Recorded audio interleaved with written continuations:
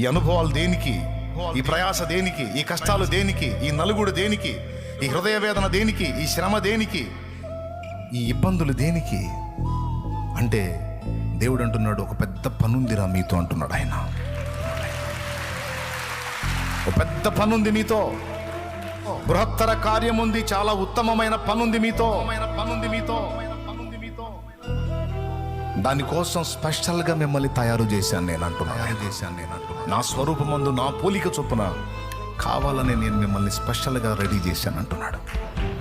దేవదూతలకు లేదు ఈ భాగ్యం, కెరూబులు, శరాపులు, దూతలు, మహాదూతలకు లేదు ఈ భాగ్యం.